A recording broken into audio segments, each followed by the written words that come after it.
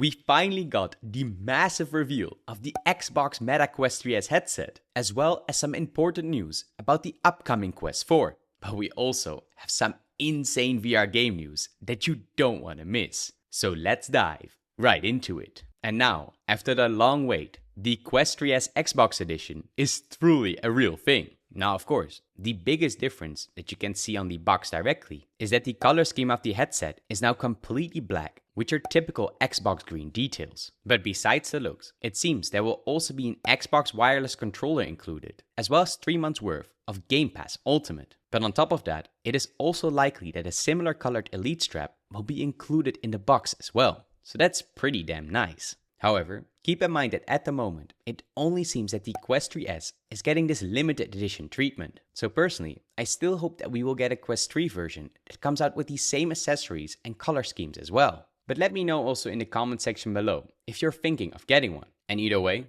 I just can't wait to see what else this crazy partnership between Meta and Microsoft might give us in the future. I mean, just imagine playing Halo in virtual reality. But some other insane VR news that we got is that Meta has cancelled the upcoming Quest 4 and instead is prioritizing their ultralight headset with puck that is supposed to come in 2026. Now to break it down, the 2 prototypes that were supposed to become the Quest 4 and that are codenamed the Pismo Low and the Pismo High have been completely cancelled. And while these were normally supposed to come out in 2025 and 2026 respectively, this means that the next candidate for a traditional form factor Quest headset will most likely not ship until 2027. But don't worry, Meta has been working on an extremely light open peripheral headset that has a tethered computing puck and it is codenamed as Puffin.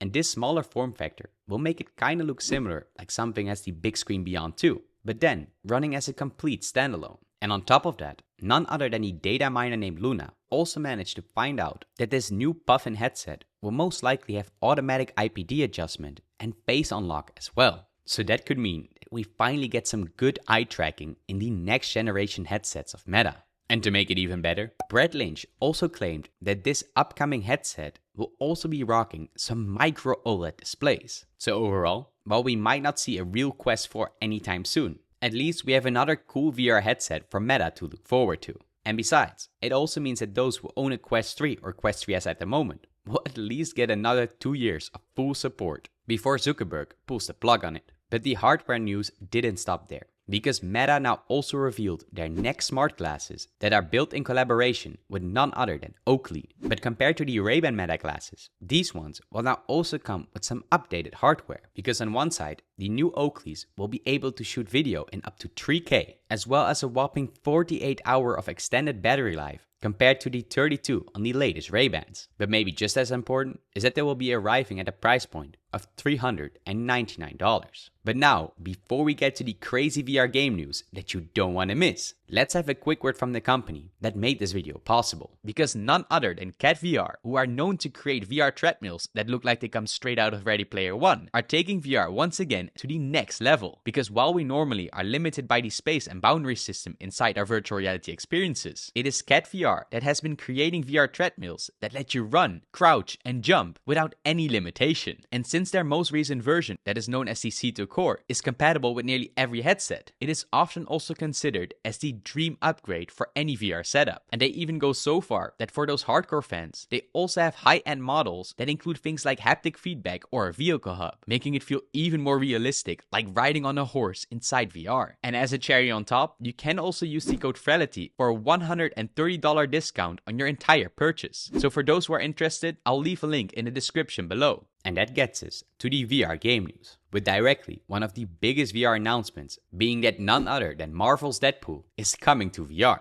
And this is an exclusive action-adventure game that is developed by the studio of Twisted Pixel. And in here, you will suit up as the super anti-hero in some over-the-top mix of parkour and chaotic combat. But the game itself also has some really nice cel-shaded graphics and will also feature a bunch of locations and iconic villains from across the Marvel universe. So, if you were already a fan of the Marvel Powers United VR before, then this will finally be your chance again to become Deadpool yourself. Now just keep in mind though, that at the moment, it will only be available for the Quest 3 and Quest 3S. But that gets us to the release of another amazing VR game known as Sport Vida Cyberdash. And in this unique title, you'll be sprinting, dodging, and smashing your way through some futuristic looking tracks that make it feel like a perfect mix of Beat Saber and Mario Kart's Rainbow Road. And your main goal here is that you race to the finish line in the shortest time possible. And directly from the start, the game offers you 3 different ways to play it. For example, in race mode, you will be sprinting across the tracks and trying to push yourself to the maximum to finish your lap. While in dodge mode, you will get a bunch of obstacles along your way, and where you will truly have to test your reflexes to make it to the end. But by far my favorite is strike mode, because this combines everything together, meaning that you will have to run and strike at the same time without bumping into the walls.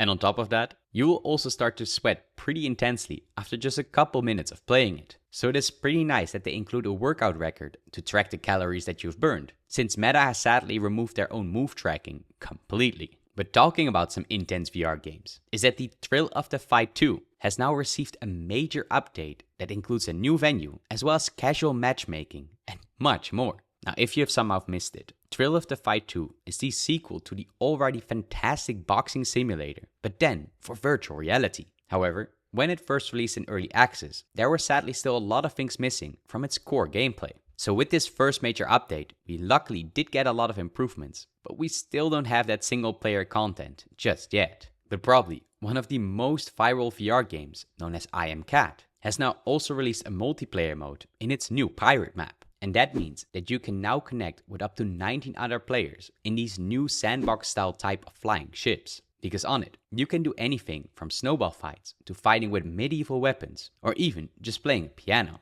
But another cool new game that we got is known as Space Drop. Now in this fast-paced action game, you'll be flying to warp tunnels while you're trying to dodge lasers and shoot down some asteroids on some adrenaline-pumping songs. But this game can go from beginner to absolute god mode in difficulty in no time. So if you've always wanted to show off your reaction speed, then this one is perfect for you. And if you're really good at it, then they are even holding some tournaments that can win you some cash prizes for the top 3 players. So make sure to check it out. But some other huge VR game news is that after a long wait, we got the Questcraft 6.0 update that lets you play Minecraft in virtual reality. Now while Questcraft has been around for quite some time, a lot of users were experiencing problems with it not starting up at all, or Minecraft just crashing after a couple minutes of playing it. So seeing that the 6.0 update fixes nearly all of these issues, it kind of finally makes it worth again to play Minecraft on your Quest headset. However, setting this up and getting it to run for the first time is not that easy. So click on the video that you see on screen right now for a step-by-step guide on how to do this, so that you don't miss out on how you can play Minecraft on your Meta Quest 3.